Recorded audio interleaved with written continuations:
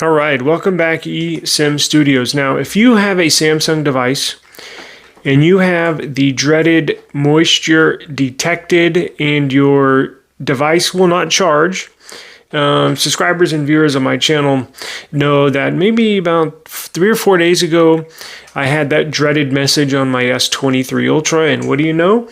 We got it fixed. Now, I don't have the S23 Ultra here. However, I am recording with the S23 Ultra, just as proof that we did fix it and it's working as normal.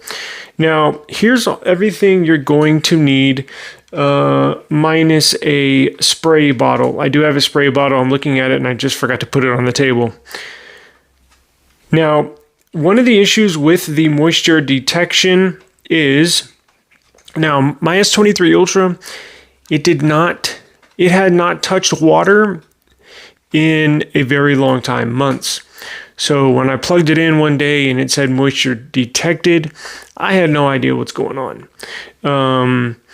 Now, you do have the option to wireless charge it. However, the wireless charger I was using was basically an unregulated charger. It was from AliExpress, and it would overheat my phone.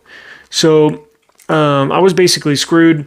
I couldn't plug it in to charge it because I had the moisture detected, and I could not wirelessly charge it because after about 5 minutes of wireless charging, the phone would overheat and stop charging. Safety mechanism. But I did find a solution for the moisture detection issue. And this is exactly what you do. Now, looking into my charging port, there was no moisture. However, if some of these newer flagship devices, they do have a white or matching color charging port, right? So inside the USB Type-C ports, they're basically white. In mine, in the S23 Ultra, was a little dirty. Look, there wasn't any noticeable debris. There wasn't any noticeable lint or anything I could tell, but it was dirty. Like as I was explaining, the inside of the charging port is white. Well, the white turned to gray and just had a ton of usage, right? So what I did was I simply took try to get the highest percentage possible. This is 91%. You're going to want to, I'm sure the lesser ones will do, but just use 91. It's almost pure rubbing alcohol. And get a spray bottle. Get an old toothbrush, not your current one. And you're going to turn the device off. Well, it probably already is off, but if it's not, turn it off. And then what you're going to do is spray your toothbrush and or turn this cap upside down. Pour some rubbing alcohol inside here. Dip your old toothbrush in the rubbing alcohol. And then simply dig the bristles in there and just clean it out. I did mine for basically probably 7 to 8 to 10 minutes. Give it a real good cleaning, dig them in there, move it around, do it at different angles, all sorts of stuff like that. Now, once you're done after, 5-10 minutes, 10 is probably too much. I think 5 to 7, probably 5 is fine. After you get that all nice and cleaned out, the next step is this. This is a high pressure blower to clean electronic devices, right? For like computer parts, electronic parts, to get the dust off. Now, an aerosol can will work. The ones you buy from Amazon, that spray, they got the little WD-40 red tip. That'll work as well. We chose to buy this just because we had gone through so many. So I think it was like, I don't know, $10, $12, $15 on Amazon. Perfect. Now, what you want to do is you're going to have some leftover rubbing alcohol in there from cleaning it out. So what you're going to want to do is, now I think a blow dryer will work too for women's hair, but this provides a ton more pressure. Now, what you're going to do with this, plug it in, or if you have an aerosol can, or if you have a hair dryer, plug this in and simply spray the charging port with air. you want all the rubbing alcohol to dry up. And if there's any lint or dirt in here, you want to blow it out. That's why I prefer this or an aerosol can over the hot air dryer for the hair, because that one doesn't put out that much force. This will like blow you over if you aim it at somebody. It's that strong. So what you're going to want to do is spray that out for a good minute or two at every different angle. Get it right up there, get it a little far away, and just use that for a couple minutes to blow out all the lint and to dry the rubbing alcohol. Now, the very last part is very important.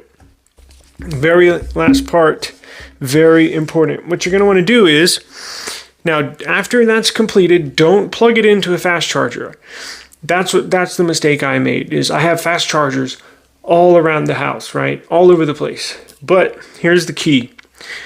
You will still get the moisture detected if you use a fast charger. For some reason, this requires a very, very low powered charger. So this is the one that I used. It's an old Samsung wall charger. Remember, like, that came with like the S6 and the S7? Now it says adaptive fast charging on here, but if you look on the back, it only supplies 1.57 amps. You're going to want a very, very low power charge and connect it to your device. Now, you're going to need a USB Type A to USB Type C to go in your phone if you have the old school Type A wall charger. Typically, the slower chargers all have Type A. And you're going to want to plug your device in. Don't use a fast charger. I would say anything under 2 amps is probably good. There's some trick or trip in the software, some slow charge that kicks in when you use this and just works. So after thoroughly cleaning the phone's charging port and drying it, plug in a very slow charging charge. Basically, remember, no fast charger. Now, as soon as I plugged this in, it went away. Now, I've been hesitating making this video because I didn't want the moisture in my charging port notification to show back up.